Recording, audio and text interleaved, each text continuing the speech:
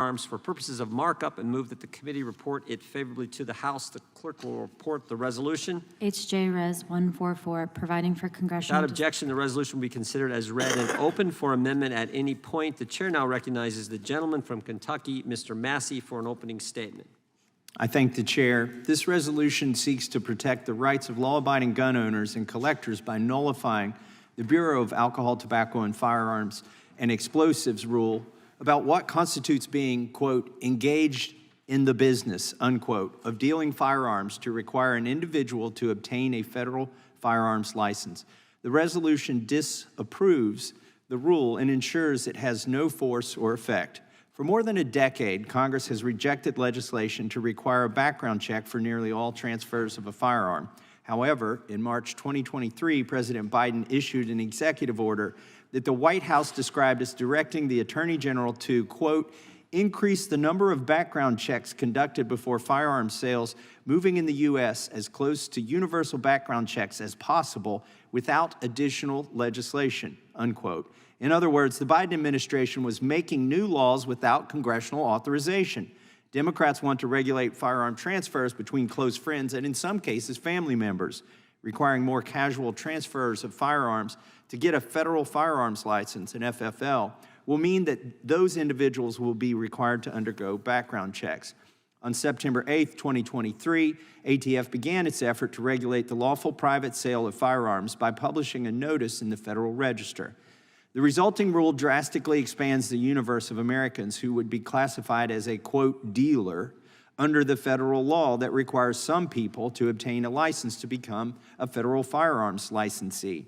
Under federal law, an individual who willfully engages in the business of dealing in firearms without a license is subject to a prison term of up to 5 years and a fine of up to $250,000 or both. As justification for its overreach, ATF cited the Bipartisan Safer Communities Act, which was signed into law in 2022 and made minor definitional changes in the relevant firearm statutes. As justification for its overreach, ATF cited, the BCSA modified the statutory definition of engaged in the business of dealing in firearms to remove the requirement that a person's, quote, principal objective, unquote, must include both, quote, livelihood and profit, unquote. In its final rule, ATF relies on this slight modification to draw the conclusion that, quote, even a single firearm transaction or offer to engage in a transaction, when combined with other evidence, may be sufficient to require a license, unquote, as an FFL. Think about that. Selling one gun makes you engaged in the business of selling firearms. Sounds ridiculous to me. Or not even selling the firearm, but offering to sell the firearm would make you a dealer. However, the BSCA did not remove, and ATF's proposed rule largely ignores, the provision in the statute stating that the term engaged in business shall not include a person who makes occasional sales, exchanges, or purchases of firearms for the enhancement of a personal collection or for a hobby, or who sells all or part of his personal collection of firearms. In fact, even the lead Republican co-sponsor of the BSCA, Senator Tillis, opposes this rule and introduced the Senate companion to this legislation. In doing so, he stated, quote, this overreach is exactly why Republicans don't trust this administration, and it will set back any attempt on future bipartisan legislation as long as President Biden is in office. I encourage my colleagues to support this Congressional Review Act we introduced and immediately overturn this ridiculous regulation, unquote. It's clear that the ATF's rule goes beyond the agency's statutory authority to create several presumptions about when an individual is engaged in the business of dealing in firearms, which would require them to register as a federal firearm licensee, FFL, under federal law. However, when passing the Gun Control Act of 1968, Congress did not include any of these presumptions. The rule states that, quote, absent reliable evidence to the contrary, unquote, individuals are presumed to be engaged in the business of dealing in firearms if their conduct falls within one of ATF's specified categories. In other words, the rule flips the burden of proof and presumes that Americans engaged in conduct in violation of the law that they're engaged in this conduct unless they can prove their innocence. This is ridiculous. It goes against over 200 years of jurisprudence in this country that you are innocent until proven guilty. This rule requires that you are guilty until you can prove your innocence. This resolution that we're proposing here will nullify the rule pursuant to the Congressional Review Act and will prevent regulatory overreach by ATF, ensuring that existing laws that govern firearm sales are not expanded without proper legislative authorization. This resolution also addresses the ongoing issue of the Biden administration's repeated misuse of rulemaking authority to infringe upon Americans' fundamental right to keep and bear arms. Thank you, and I yield back. Gentleman yields back. I now recognize the ranking member for his opening statement. Mr. Chairman, last year, over 40,000 Americans died from gun violence. That's more than 100 Americans every day. This figure includes countless parents, grandparents, sons, daughters, friends, mentors, and spouses. It includes victims of hate crimes, domestic abuse, terrorism, and violent crimes, innocent bystanders, and those who died trying to protect someone else. From the recent school shooting in Georgia to the shooting at Trump's own campaign rally in Pennsylvania, to incidents of violence that do not make the headlines, we continue to lose more than 100 Americans every day because it is far too easy for dangerous individuals to access a firearm. Too many of my Republican colleagues are content to let this epidemic of gun violence continue unabated. But as members of Congress, we have a choice. We don't have to stand by while tens of thousands of Americans lose their lives to gun violence. We can choose to change our nation's laws to reduce gun violence and save lives. 2 years ago, that is what every single Democratic member of the House and Senate, as well as 29 of our Republican colleagues, chose to do. We voted in favor of the Bipartisan Safer Communities Act, the first significant gun violence prevention law to be enacted in nearly 30 years. Among the law's many measures to make our communities safer was a provision requiring more people who sell guns to obtain a license and to conduct background checks. As a result of our choice to take decisive action to protect our constituents from gun violence, the Bureau of Alcohol, Tobacco, Firearms, and Explosives, ATF, was required to update its regulations to conform with the changes we made to the law. And in April, the ATF issued a final rule implementing the Bipartisan Safer Communities Act and clarifying who must obtain a license to sell firearms. But faced with the staggering number of gun deaths we see year after year, Republicans today are making a different and very troubling choice. Rather than working with us to make our communities safer, they are actively standing in the way of efforts to prevent gun violence by seeking to repeal the ATF's rule implementing the law that we passed just last year. Along the way, they are waging a disinformation campaign about the drivers of gun violence, about law enforcement efforts to stop criminals, and about the laws we know will save lives. Today, they continue that campaign. They will say that the ATF is exceeding its authority, but they know that the ATF was required to update its regulations to align with the mandate we gave them when we passed the Bipartisan Safer Communities Act last year.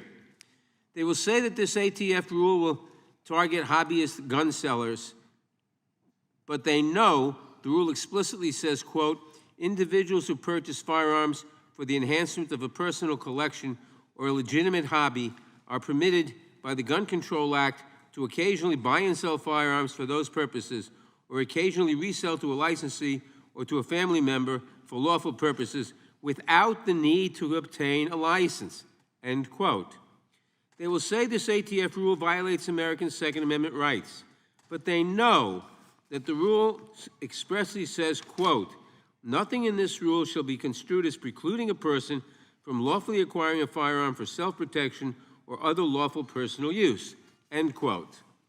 They will say that this rule will be used to prosecute innocent people, but they know that ATF Director Stephen Dettelbach testified before this committee in May that, quote, the most common type of firearms trafficking now is dealing firearms for profits without a license, and that 60% of trafficked firearms go to convicted felons and prohibited people, and thousands of these trafficked guns are used in murders and shootings, end quote. Republicans won't tell you what we all know to be true. The Bipartisan Safer Communities Act, and the ATF's rule that they are seeking to repeal is already making all our communities safer by reducing the number of guns sold to domestic abusers, those convicted of violent crimes, and those who are a danger to themselves or others. And of course, Republicans won't tell you that this is part of a broader effort to make all firearms and firearms accessories widely available without a background check, no matter how much it endangers all of us. In 2017, a shooter killed 60 people and injured more than 800 when he fired more than 1,000 rounds in just 10 minutes in Las Vegas, Nevada. He was able to fire so many rounds so quickly because they used firearms equipped with bump stocks. Earlier this year, the Supreme Court, stacked with Republican appointees, struck down the ATF's rule on bump stocks, allowing the accessory used in the deadliest mass shooting in U.S. history to be available once again to the public without even a background check. 9 Republican senators filed an amicus brief urging this result, and the decision was cheered by Republicans throughout Congress. There are bills in the House and Senate today that could be passed today to ban these devices, which make a firearm as deadly as a machine gun. These bills have overwhelming support from Democrats, but Republicans are blocking them in both chambers. Our Republican colleagues are again making the choice to keep the tool of the deadliest mass shooter in U.S. history easily accessible to the next mass shooters without any background check, without any age limit, and without any kind of restriction at all. And while our Republican colleagues choose to pursue legislation like this resolution to put more guns in the hands of dangerous people, Democrats will continue to choose to fight for laws that save lives. I urge my colleagues to join me once again in opposing this dangerous legislation, and I yield back the balance of my time. Without objection, all other opening statements will be included in the record. Who seeks recognition? Mr. Rulli? Thank you, Chairman. I yield my time back to the member from Kentucky. I thank you, Mr. Rulli. I'd like to point out that in this Congressional Review Act, what we want to do is to basically nullify the rule that the ATF has proposed here. But there's one interesting statement in this ATF rule that I want to point out to everybody who's watching this, because the Democrats are always talking about a gun show loophole. Well, Biden's own Department of Justice in this rule says, the department also notes that the term gun show loophole is a misnomer and that there is no statutory exemption under the Gun Control Act for unlicensed persons to engage in the business of dealing in firearms at a gun show or at any other venue. I would hope that when Biden's own ATF quotes Biden's own DOJ that there is no gun show loophole, that this is a lie that's repeated over and over in the media, that maybe my colleagues on the other side of the aisle would pay attention. I also want to draw attention to something else that's going on with respect to this ATF rule. There's already an injunction against it. It didn't take long for this to happen because it's unconstitutional and illegal. The ATF has overstepped its bounds, and a judge has rightly called them out on it, and so there's an injunction. There are 4 specific faults, according to this judge, with the ATF's rule. Number 1, ATF falsely asserts that there is no minimum number of firearms to actually be sold to be engaged in the business for the purposes of the licensing requirement. A single firearm transaction or even a mere offer to engage in a transaction may suffice. You know, when this rule came out, I was actually kind of hopeful that we would get some black and white definitions of who is a gun dealer, who is engaged in the business of dealing in guns, and who is not. Like maybe a numerical, threshold. If you sell more than, let's say, 12 guns in a year or 12 guns in a month, you would be a dealer. Or if you sell less than, let's say, 6 guns in a year, you would clearly not be a dealer. But there's no such threshold placed in here. In fact, the ATF introduces more gray area by saying that you could be a gun dealer without ever selling a gun. That's not going to make it easier to figure out who's a gun dealer and who's not and who needs a license. The second thing that the judge said in this injunction is that ATF falsely suggests that actual profit is not a requirement of the statute. It is only the predominant intent to earn a profit through the repetitive purchase and resale of firearms that is required. In other words, a person may repeatedly advertise and display firearms for sale and therefore demonstrate a predominant intent to earn a profit from repeatedly reselling the firearms purchased, but never actually find a buyer. So you could be a gun dealer without even having a buyer. So that's the second reason why the judge issued an injunction against this rule. The third reason, ATF arbitrarily eviscerates Section 921A21C's safe harbor provision. Nothing in the foregoing text suggests that the term, quote, personal collection, unquote, does not include firearms accumulated primarily for personal protection. Yet that is exactly what the final rule asserts. Fourth, and the judge has it absolutely right here. I'd like for somebody to tell me where the judge is wrong on his fourth assertion why this rule needed to be enjoined. But he says that the ATF has flipped the statute on its head by requiring that firearm owners prove innocence rather than the government prove guilt. This is like some dystopian future where everybody is guilty unless they can prove they're innocent. This rule is horrible. The judge has recognized that it needs to be thrown out, at least an injunction against it. And here today, we're recognizing congressionally that the ATF has overstepped its lawmaking authority by issuing a rule where they're basically trying to make laws and using as their basis laws that don't exist or laws that don't give them the authority that they claim they have. Mr. Chairman? Yes. Gentleman is... I must just quickly make a correction to something I said in my opening statement. I said that the Bipartisan Safer Communities Act passed last year. In fact, it passed 2 years ago when the Democrats controlled both houses. All right, thank you very much. And with that, I will yield back. Who else seeks recognition? Ms. McBath from Georgia is recognized for 5 minutes. Thank you so much, Mr. Chairman. The background check system, we know, is definitely a proven way to stop those who legally should not have guns, stop them from having them, and this system is relied upon daily by more than 130,000 federally licensed firearm sellers, many of whom are small business owners who abide by the law. And these licensed sellers run background checks and are the first line of defense in keeping guns out of the wrong hands.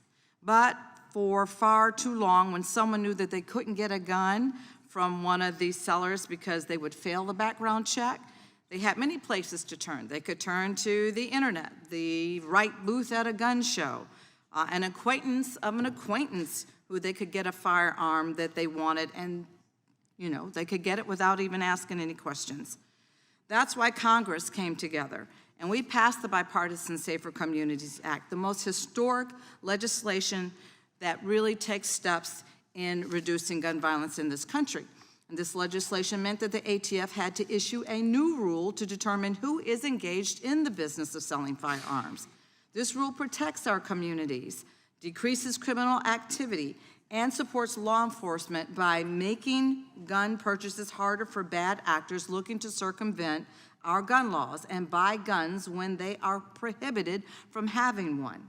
Gun sellers should be our partners in upholding the law, and they should be taking steps to ensure that they are not placing firearms in the hands of criminals. Many gun sellers are doing just that, following the law, maintaining proper records, and conducting background checks. And under this rule, all gun sellers will be held to the same standard, whether they own a brick and mortar store or whether they sell online or sell at special events, so long as they do so to earn a profit. Now, our law enforcement leaders, they know that the updated rule definitely does decrease gun violence and reduces crime, because statistics are showing that. And that weakening the engaged in business definition with the resolution before us today would make all of us less safe. That's why Police Leaders for Community Safety opposes this dangerous legislation. As this letter that I have from Police Leaders for Community Safety explains, the ATF rule, and I quote, accommodates new forms of commerce and enhances public safety and should stand as written, end quote. Gun owners also support the bipartisan Safer Communities Act and oppose the dangerous resolution before us here today. Giffords Gun Owners for Safety is a coalition of gun owners from across the country who know that responsible gun ownership and sensible gun laws can and they do coexist.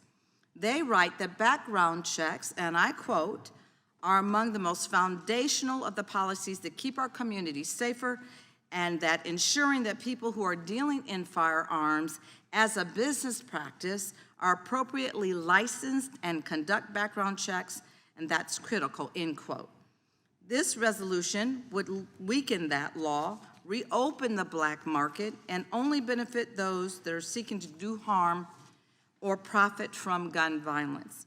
And I stand with law enforcement leaders, responsible gun owners, and every American fighting for a safer community, and I oppose this resolution.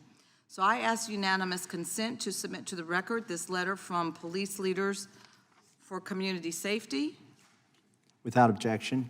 And I also ask unanimous consent to submit to the record here this letter from Giffords Gun Owners for Safety. Without objection. Well, thank you very much, Chairman, and I yield back. Who seeks recognition? Mr. Chairman, The gentleman from Arizona is recognized. move strike the last word. Gentleman is recognized. Thank you. I'm going to yield time to you, Mr. Chairman. Thank the gentleman from Arizona. Just want to address a few things that were just said on the other side of the aisle, that there's a requirement to make a profit in order to be a gun dealer. That is actually not the case. Even a judge has recognized that this rule is so poorly written, or maybe it's written this way on purpose, that somebody just by merely advertising a gun could be declared to be a gun dealer if they didn't have a license at the time, whether they even had a buyer to purchase the firearm or not. So, I just wanted to point that out, and that's as has been pointed out by the court. The other assumption or supposition that was made on the other side of the aisle here recently is that this would roll back something, that we would go back into some black market situation that previously existed. Well, the reality is, for many people, because of this injunction, this rule is not in place. It's not like we're rolling it back. This rule has been enjoined by a court. So if you're in Louisiana or Mississippi or Utah or Texas, or you belong to GOA, which are probably 1 million people in that, or members of the Tennessee Firearms Association or Virginia Citizens Defense League, this rule doesn't apply to you. And because it's never effectively gone into place, because it was enjoined in a court of law. So it's not like anything that's in place would be rolled back. It would be taking a defective rule off of the books. And with that, I'll yield back to the gentleman from Arizona. Thank you, Mr. Chairman. I'll yield. The gentleman yields back. Who else seeks recognition? Ms. Scanlon is Ms. Dean is recognized for 5 minutes. That happens to us. Thank you, Mr. Chairman. I move to strike the last word. Gentlelady is recognized. God forbid we do anything to make our kids safe. I rise in opposition to H.J. Res. 144. 2 years ago, a Democratic majority in Congress, we passed the first meaningful gun violence prevention legislation in decades, the Bipartisan Safer Communities Act. In May of this year, ATF issued a rule to implement that hard-won progress. The rule helps gun sellers know how to act responsibly and legally.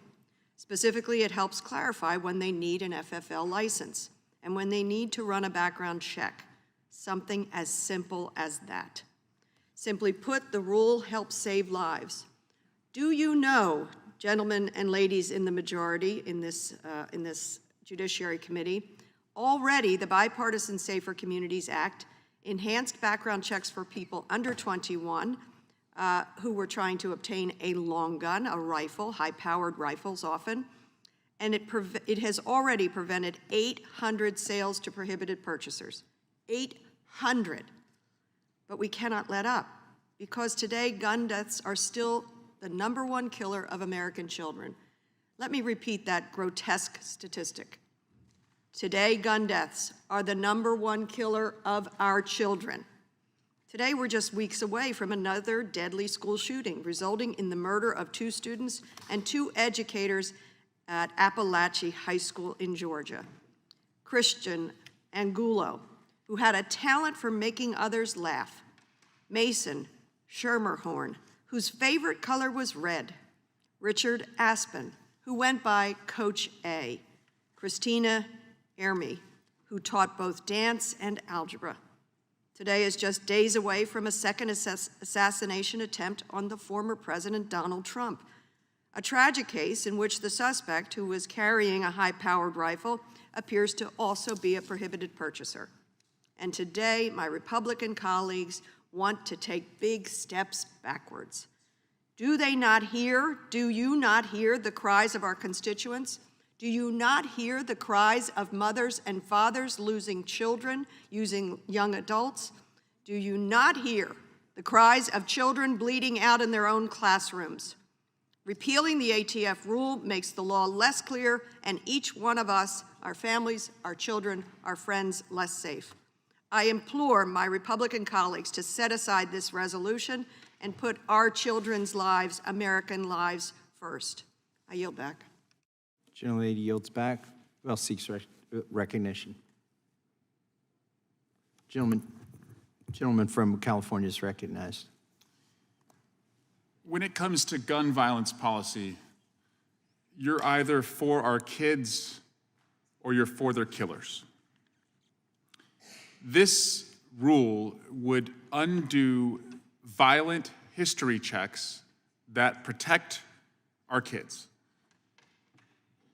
Violent history checks, making sure that the most violent people don't have access to the most violent weapons. I have to ask my colleagues, do you talk to the people who you represent?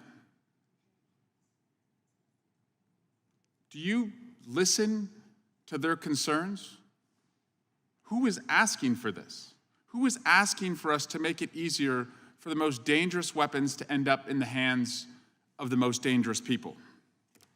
Are kids who are hiding under their desks in fear of gun violence asking for this?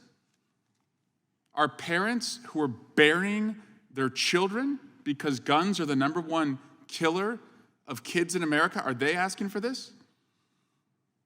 Say you only talk to Republicans and you only talk to gun owners.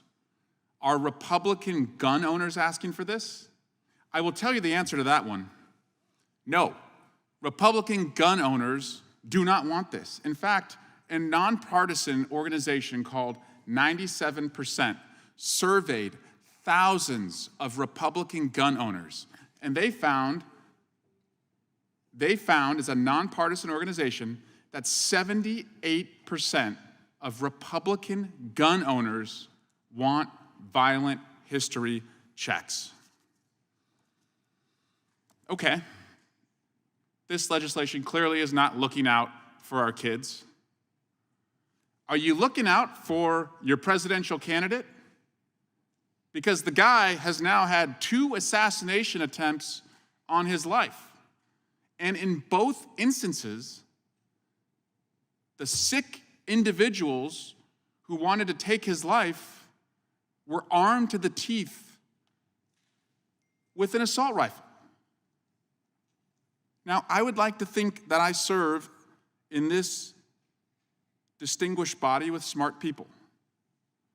Because smart people would be able to connect the dots that if you are very concerned about political violence in America, and maybe you're only concerned about the violence against your own candidate, which is only the time I ever hear many of you ever speak out, if you're concerned about violence against the former president, wouldn't you want to do something to stop gun dealers from selling weapons that could harm that person? You can't, out of one side of your mouth, ask, why are so many people shooting at the former president, and then out of the other side of your mouth, have a hearing and say, let's do everything to make it easier for somebody to shoot at the former president.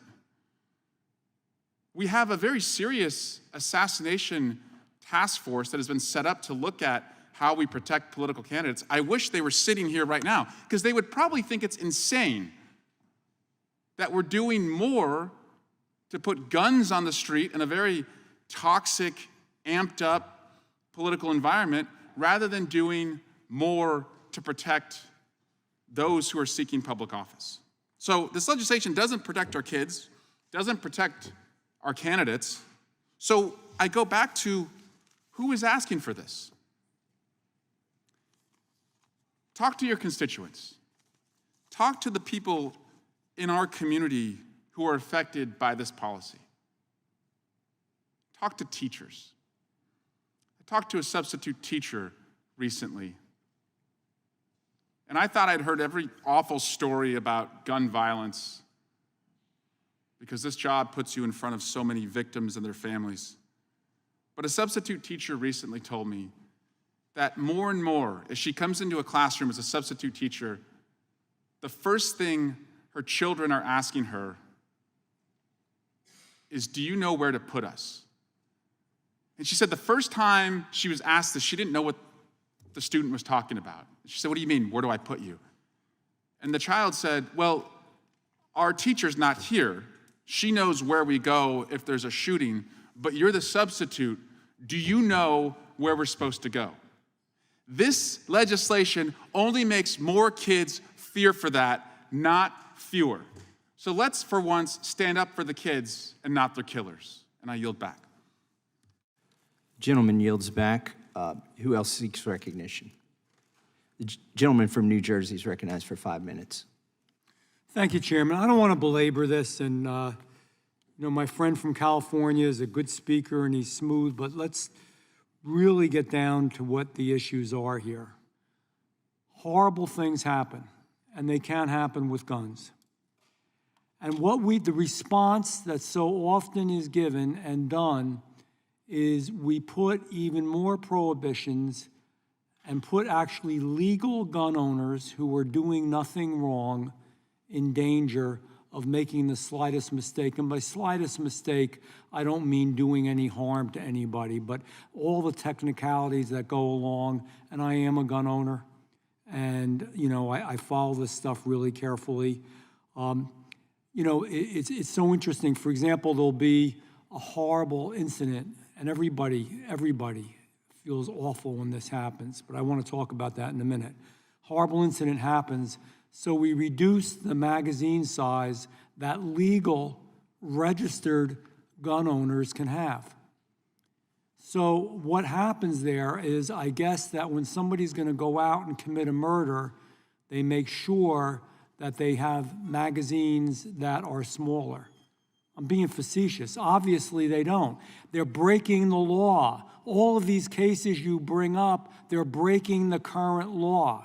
So we either have issues where there are sincere mental health issues and these people shouldn't have had the gun to begin with, and in almost all of these cases that you hear about, that you see, all these terrible tragedies, something should have happened a long time before the tragedy occurred under current law.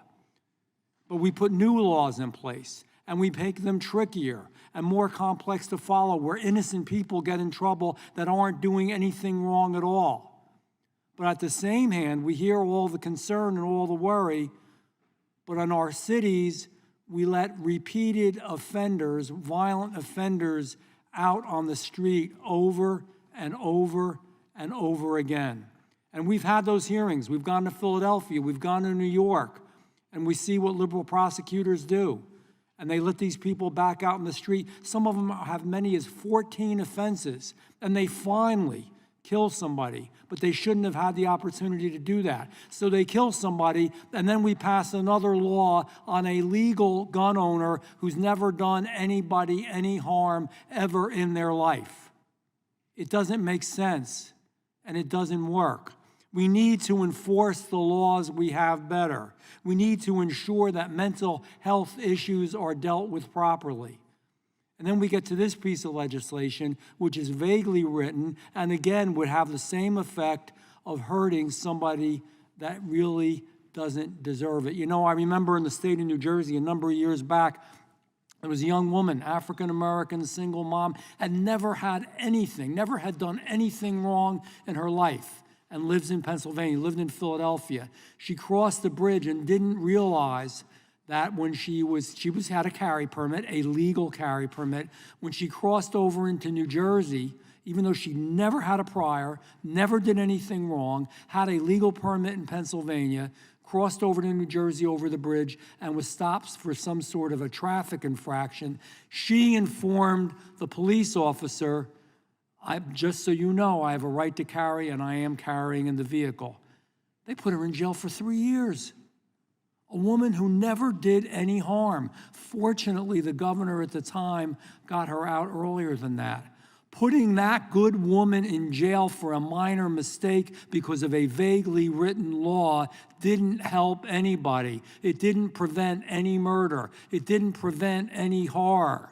It just hurt a good person. Guess what? That happens all over. One of the things you learn about when you go and if you carry, and if you are a gun owner, you will find out how very careful you must be because you're legal and you're registered and you're trying to do everything right because you're the one that's going to get in trouble. That's the case here. We don't need another law. We need to enforce the laws we have. We need mental health to be dealt with. We need to make sure that these people who have set up all kinds of should have been red flags in all the cases that you mentioned, they shouldn't have had guns.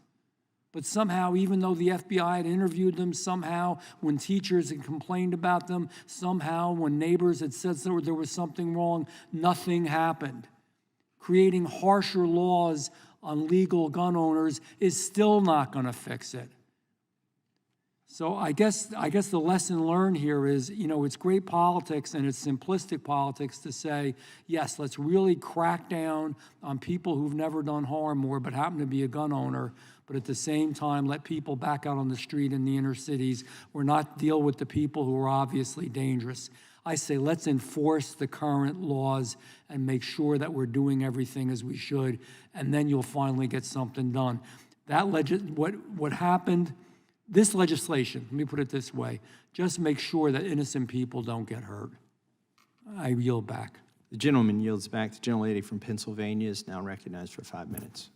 Thank you, Mr. Chairman. I move to strike the last word. Gentlelady is recognized. Okay. Look, too many Americans have been scarred by gun violence, and our communities have lost too many children, too many parents, too many neighbors, teachers, police officers, and loved ones. Last week, one of my constituents, a track coach, asked me why Congress wasn't doing more to protect the kids on his high school team and to protect his daughter, who's also a teacher. Because with the start of a new school year, we've seen the start of new school year shootings. Look, 2 years ago, Congress passed the Bipartisan Safer Communities Act, the first significant gun safety legislation signed into law in decades. That law, among other things, made a long-needed change to the definition of engaged in the business of firearms to close dangerous loopholes in our background check system and ensure that guns are kept out of the hands of those that we all know shouldn't have them. It's a common sense provision to eliminate known dangers. The rule that the ATF finalized this past April is necessary to ensure that that provision in the Bipartisan Safer Communities Act is being implemented and enforced effectively. But with this resolution, it's clear that once again our Republican colleagues want to make it easier for bad actors to evade this common sense gun safety protection and to attack the ATF, the law enforcement agency tasked with enforcing gun safety laws across the country. And it has to be noted and emphasized that voting for this resolution will prevent ATF from issuing further regulations in this space. So we know that gun violence is not inevitable. It's enabled, though, by lawmakers who choose to do nothing in the wake of tragedy after tragedy, and even to undermine the limited gun safety legislation which we have managed to pass. So those who want to champion the dangerous ideas laid out in Project 2025 that would kneecap the ATF and prevent the agency from being able to enforce laws already on the books should be ashamed of themselves. Background checks save lives. This rule will save lives. Americans are crying out for action, and we can't go backwards. I deeply oppose this resolution, and I yield back. The gentlelady yields back. The gentleman from Alabama is now recognized for 5 minutes. Thank you, Mr. Chairman. I'll yield 5 to you, sir. I thank the gentleman. There are a couple facts here that I want to expand on, or misstatements that aren't, in fact, truthful. First of all, it was, even though it's not material to the debate today, the other side of the aisle felt inclined to say that the second assassination attempt on President Trump was done with an assault rifle. The problem with that assertion is that the rifle that was used doesn't have the features, the cosmetic features that the Democrats have used in their legislation to define an assault rifle. Because the reality is, their hunting rifles are every bit, and in some cases, depending on the caliber, more deadly, but every bit as deadly as what the Democrats call an assault rifle. And for instance, the rifle that was used in the attempted assassination of Trump did not have a pistol grip, did not have a foregrip, did not have a collapsible stock.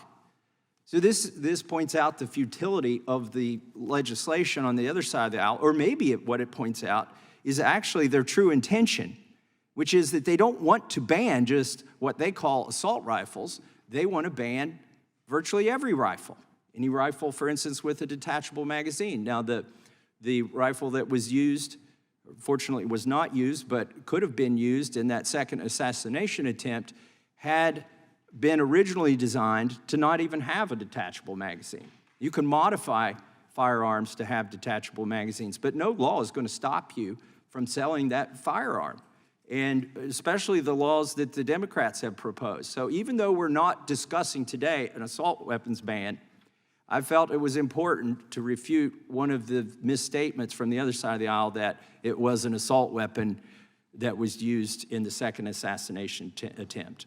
Doesn't meet the definition. The other thing that I wanted to refute here is I heard that there were 800 sales to prohibited purchasers that were prevented. I don't know what span of time that was supposedly within, but that was a statement from the other side of the aisle. My question is, why were there not 800 commensurate prosecutions of people who tried to, of prohibited people who tried to purchase a firearm? Because the way, it's illegal to try to purchase a firearm if you're a prohibited person.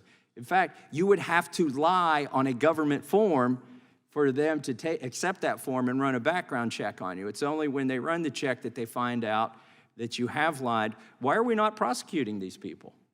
In fact, there's a DOJ study, the most recent one that I've been able to find, that said there were actually 112,000 denials in a given year. But there were only 12 prosecutions, 12 federal prosecutions out of 100,000 firearms denials. Now, the reality is a lot of those denials are false denials, where people who are, law-abiding citizens were deprived of the right to purchase a firearm, and that's why some of them aren't prosecuted, but I wonder why the other ones aren't prosecuted. And with that, I'll yield back to the gentleman from Alabama. Thank you, Mr. Chairman. I'll yield back. The gentleman yields back. Mr. Ivey is now recognized for his 5 minutes. Thank you, Mr. Chairman. It's hard to know where to start on this one. I did want to address a couple of points. One that you just made, actually, with respect to the attempt in Florida, and your point about it's not actually an assault weapon. It is an AR-style weapon. I don't think there's any dispute about that. But what caught my attention about it, as a member of the task force, is that the person that had the weapon had a prior record of, one was, I think it was called a weapon of mass destruction in North Carolina, if I recall correctly. And he had other offenses too. So my first thought when I saw that was, how did he get his hands on this? So we can debate the ins and outs of it, I suppose, but I think the bottom line is people are getting their hands on guns who shouldn't be getting them. And my friend from New Jersey, I think, sort of, my colleagues, and look, I'm not imputing bad faith to you, but you go to the mental health thing and enforce the laws arguments. And so here's the challenge. especially on the enforce the laws part. A lot of the shooters we're seeing these days, including the one in Butler, didn't have prior criminal records. So anything about, it's lax bail or, these Democratic prosecutors are turning them loose, and none of that applies to most of these cases. If you look back at these recent school shootings, especially when they're like juveniles, they don't have prior records. They haven't been released on bail. Many of them don't even live in districts that are blue districts. So we know that's not a way to address this problem. And then the mental health piece, again, the shooter in Butler, and that's true for many of these, there are no findings of mental health issues. Now, we go back and we say, well, there's a red flag, he was missing school a lot or something like that. But if they started denying guns to people based on those kinds of things, you guys, we'd have to peel you off the ceiling for it, right? So we know that those two things aren't going to address these problems. Now, one of the things we're trying to do with this particular provision is to reduce the number of sales that are being done illegally, at least under this provision, that result in violence down the road. Columbine was, I guess, one of the first where this took place. 12 were killed, 1 teacher. Shooters used guns that were purchased from unlicensed sellers at a gun show without background checks. I mean, I think that's something that we should be trying to fix. All 6 of my adult children live in the DC area. And on Sundays, sometimes they come by, and one day I walked up and my 12-year-old granddaughter was debating with her 8-year-old cousin, and they were very passionate about it. And I said, well, what are you guys arguing about? And they said, we're having a disagreement about what to do when an active shooter shows up at your school. How do you respond? And it really kind of stuns me. I mean, I was a kid going to school, we had fire drills. Now they have active shooter drills, as my colleague from California mentioned a minute ago. Isn't that a problem for you? I mean, don't you see that the challenges we're facing, the things we're putting our kids through in school, they're going to school and they're not just thinking about how I can pass this test or did I get my homework done. They're trying to figure out what to do when the shooter shows up and where to hide in the classroom. And if their substitute teacher knows what to do when the shooting takes place. I can't believe we're satisfied with that status quo, because we know that mental health, bail, all that stuff you guys talk about doesn't address these problems. And I'll make the request again. We had this discussion a year and a half ago in this very hearing room. I said, look, I'll work with any of you guys on trying to find ways to address these problems. We've got bills on the Democratic side to ban ghost guns. Who could be in favor of ghost guns? They're illegal because they can't be traced. In fact, they're made so that law enforcement can't track down the people that use them. Not one Republican co-sponsor for that legislation. I had one of my own. Let's raise the age up for people who want to use assault-style weapons. Let's raise it from 18 to 21. It's already 21 for handguns. Can't we raise it for this? 150 plus Democrats co-sponsor, 0 Republicans. And, if you've got a dispute with the bill, let me know. Because, again, I'd love to see if we could reach some sort of bipartisan accommodation to address some of these issues. Let's at least make progress on trying to keep our kids from being scared when they go to school. We can respect the Second Amendment and also protect our second graders. And with that, I yield back. The gentleman yields back. The gentleman from Georgia is now recognized for 5 minutes. Thank you, Mr. Chairman. I'm afraid that HJ Res 144 is another page straight out of Project 2025, the playbook for 2025, should the country be so unfortunate as to witness the ascension of Donald Trump again to the White House. And my friends today on the other side of the aisle are doing some advance work on Project 2025. That's why we're bringing this bill forward. It attempts to undo a reasonable regulation that has been issued by ATF to keep Americans safe. the definition of what a handgun dealer or what a firearms dealer is. It's just common sense, but this, pursuant to Project 2025, would seek to just undo what the ATF has done to keep us safe. And so I oppose the resolution. You know, my friends on the other side of the aisle, including Donald Trump, are trying to run away from Project 2025, but what it would do would be to politicize law enforcement in the independence of the United States Department of Justice, and it would actually move the Bureau of Alcohol, Tobacco, and Firearms and Explosives from the FBI and put it in the Treasury Department, which would undermine law enforcement efforts to reduce violent crime.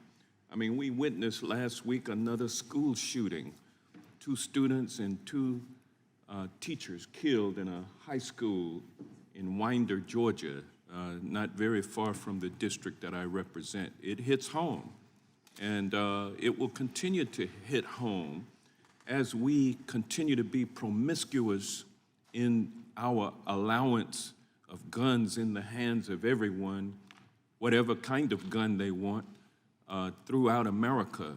It's been a long time developing, but it's gotten to the point where we're now saturated with assault weapons, assault look-alike weapons that kill, just like assault weapons. However you want to split the baby, you know, the same impact is there, killing people, harming people, children, innocent children trying to go to school. So I don't know why we are trying to make it even easier for people to deal in these firearms. You go to a gun show at in any state on any given weekend, you'll see licensed gun dealers having to run background checks on purchasers at the gun show, right beside a table of an unlicensed gun dealer who does not have to run background checks. They each have the same merchandise.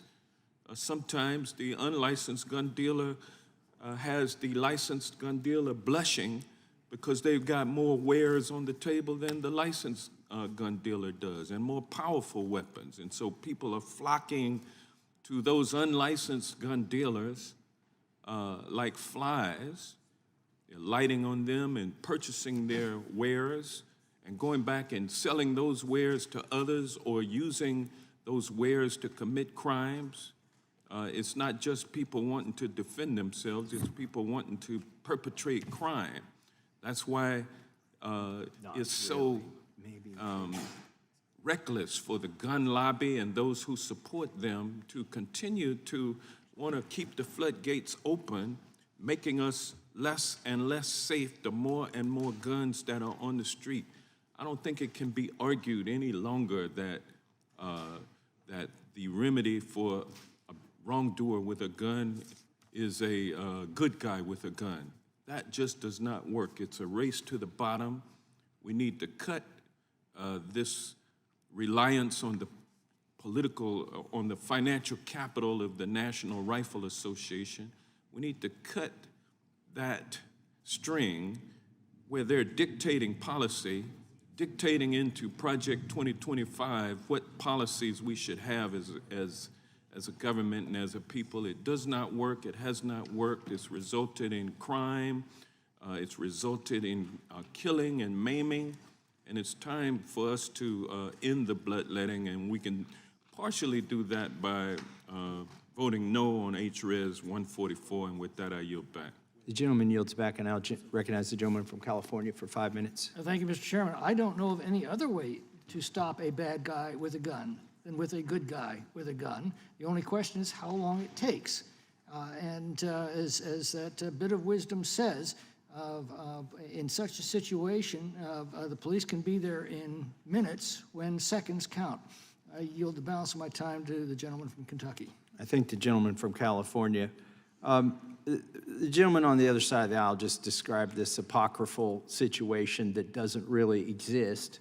And even the ATF and the DOJ and this rule say that situation doesn't exist. You don't have people with giant tables of guns with customers lighting on them like flies, as the gentleman suggests, selling guns at a gun show without background checks.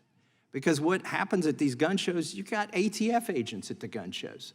Nobody sets up and engages in illegal dealing of guns without an FFL. It just doesn't happen. Somebody may display part of a private collection there, but they're not selling guns en masse. In fact, there's already a definition of a gun dealer in the statutes. And if somebody were to do what was just described on the other side of the aisle, they would be convicted. They would be convicted. People, and they know that. And they know there are ATF agents at the gun shows, and say they don't do this. And I just want to read again from the Federal Register. This is the ATF's rule that we're debating here today, and they're quoting the Department of Justice here. They say the department also notes that the term gun show loophole is a misnomer and that there is no statutory exemption under the GCA, that stands for Gun Control Act, 1968, for unlicensed persons to engage in the business of dealing in firearms at a gun show or at any other venue. It can't happen, doesn't happen. If it does, there's going to be a prosecution, and people know that, so they just don't engage in it. So it's just a fantasy that keeps getting described over and over again that I could hope that this rule that the Democrats are defending so strongly, they need to read it. Would the gentleman yield? And look, yeah, has the gentleman been to a gun show and bought one of these guns? I've been to a number of them, in Georgia and in Tennessee, and I see the same thing at all of these gun shows. I go, put my cap on, sometimes I'll put a fake beard on, and they still recognize me. Are they like, is that guy that thought Guam was going to tip over? Well, I mean, yeah, I mean, gosh, Guam is just an old story. Everybody knows that was a joke, and you do also. But it does not. It does not reclaim my time. Well, I'm going to reclaim my time. You didn't let me make my point. The gentleman had plenty of time, and you got plenty of time on that side of the aisle. And by the way, it's the gentleman from California's time. Reclaiming my time. This rule says that there is no gun show loophole. The DOJ has said that. And so I would submit it for the record, but this is actually the material that we are debating today. Truth is truth, and reality is reality. Okay. And you Trump unless you're on Guam, to ignore reality, in which reality can be distorted. Well, your reality with is enough right troops here are placed on one side of the island. Reality is deadly. Gets shaky. Your reality is very deadly. It could capsize. All right, reclaiming the gentleman's time that he yielded to me. The rule here says that there is no gun show loophole. And that's from Biden's DOJ, and it's being quoted by the ATF here in this statement. There is a gun show loophole. Now, the ATF could have done a service. They really could have done a service in this rule. Everybody They could knows have that set. that's the They could have set a reality also. threshold for the number of firearms sold, and maybe the other side of the aisle would support that. Like, why didn't they pick a number and say, if you're selling more than 6 guns in a month or 6 guns in a year, we can debate the number, then you are probably or may be a gun dealer, or you are automatically a gun dealer if you sell more than 1 a month. They could have said that. They didn't say that. They could have said if you sell less than 1 a month, there's a safe harbor and you're not a gun dealer. But they chose not to do that. In fact, they created a gray area. They had an opportunity to protect our citizens, and I think probably could have made the Democrats happy if they had put thresholds in here. But that's not what they want. They want a gray area so they can prosecute people, so that they can break down your door because you ran an ad to sell a gun even if you didn't sell a gun. Maybe it was out of your personal collection. And I would love for this to be a hypothetical, but it's actual cases that happen. So we need resolution on what is a gun dealer. This rule does not provide it. In any way, it just makes it more of a gray area. And now I yield back to myself, or yield to the gentleman from California whose time has expired, and I recognize Ms. Ballant from Vermont for 5 minutes. Thank you, Mr. Chair.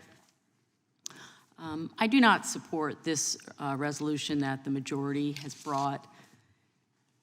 The American people, my constituents, want us desperately to do something to reduce the incidence of horrible gun violence.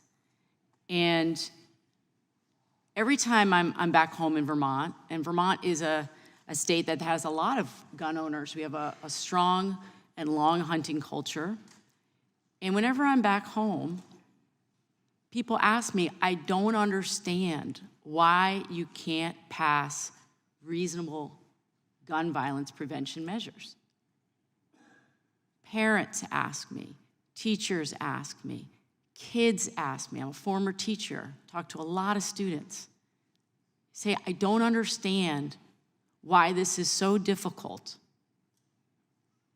And I want to tell you, I sit in this committee and I think, what is the best way that I can give voice to my constituents back home? Because I get to be in this committee and here on Capitol Hill, and I am the avenue through which their voices can get brought into this, this conversation. I want to tell you, what I'm hearing is that parents used to be excited about a new school year. I know I used to be excited about a new school year. I've got 2 teenagers. They both go to the local high school. And when school started just a couple weeks ago, had to have a conversation with my wife because the school is cracking down and making sure that the kids are not opening their phones in school, which I support. But we also had to have a conversation. Well, so what are we going to say to our kids? We're going to tell our kids, yeah, respect the rules, but keep your phones close by. Because if something happens, if a shooter comes into the building, we want you to be able to get in touch with us. And why is that? Because every parent's worst fear is that they're not going to be able to talk to their kid when they're under fire. And so when we sit in here and we talk in sort of nitpicking theoretical terms, it's all small potatoes, because what the American people want is for us to actually do something. I want to associate myself with the remarks of my colleague from Maryland. He talked about, why is it that we aren't taking on ghost guns? Why are we not dealing with purchasing age for these assault weapons? Why is it that we can't have a substantive conversation about the fact that we seem to love our guns more in this country than we do our own children? I thought for sure as a teacher that something would change after what happened in Connecticut in Newtown. I was sure of it. How could we as a nation see 5- and 6-year-olds slaughtered, and then it's just sort of a shrug from elected officials? And since then, of course, we've had again and again and again these horrible instances. One of the last years, because I used to be a classroom teacher, one of the last years I taught, they cut down all of the bushes in front of the school because they didn't want there to be any places for shooters to be able to hide, to get off a shot into the classrooms. What we are living with, what Americans are living with right now, is sick. It's disgusting. And we twiddle our thumbs and say, well, there's nothing that we can do. Well, there are evil people in the world. Of course there are. And we are the elected officials who were sent here to actually do something so that people could live a life of freedom in this country. It is not feeling like freedom when you are afraid to send your children to school at the beginning of the school year. So I look forward to a time in this committee and hopefully in the next Congress when we can roll up our sleeves and actually do something to reduce the horrible scourge of gun violence in this country, because that is what our constituents overwhelmingly want us to do. I yield back. Generally yields back. The gentleman from Oregon is now recognized for 5 minutes. Thank you, Mr. Chair. I yield to the gentleman, Mr. Van Drew. I thank the gentleman from Oregon, and I just want to address something the gentlelady from Vermont said. It's interesting because you speak about where you come from, you speak about Vermont. just so folks know who are listening or watching this, you do not even need a permit to carry in the state of Vermont. Residents or visitors don't even need a permit to carry. So maybe before we put more onerous and unbelievably difficult rules and laws in that are vague and again could hurt good people who are obeying the law, sometimes you have to look internally to see what's going on in your own area. I yield to the chairman. I don't know if you had anything else to say, Chairman. Then I yield back. The gentleman yields I yield back. back to you. I'm sorry. I couldn't yield to the The gentleman yields back to the gentleman from Oregon. The gentleman yields back. I now recognize Ms. Ross from North Carolina for 5 minutes. Thank you very much. I just want to remind people that the Bipartisan Safer Communities Act was called the Bipartisan Safer Communities Act because Republican senators voted for it, including both of the Republican senators from North Carolina, largely because they were concerned about illegal gun sales that went through a pipeline on I-95 that goes through North Carolina. And I don't think that's a small thing for both of our Republican senators to have done it. And I commend one of them, Richard Burr, has now retired, but I commend both of them for having done it. I want to yield the balance of my time to my colleague from Vermont. While it's true that if you are a lawful citizen in good standing, that you can have, you may carry openly, you can have a concealed gun in Vermont. We have plenty of gun safety laws on the books, many of which I was instrumental in helping to pass when I was in the legislature. You must be 21 to purchase a firearm. You have to have background checks. You have to make sure your gun is in a safe and secure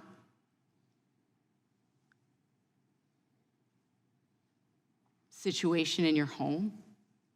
And so I think it's really important that we understand that in Vermont, we've been able to hold both things. That yes, people are entitled to their rights to carry a gun. And also, there are steps that we can take to keep our citizenry safe. Both things can be true at once.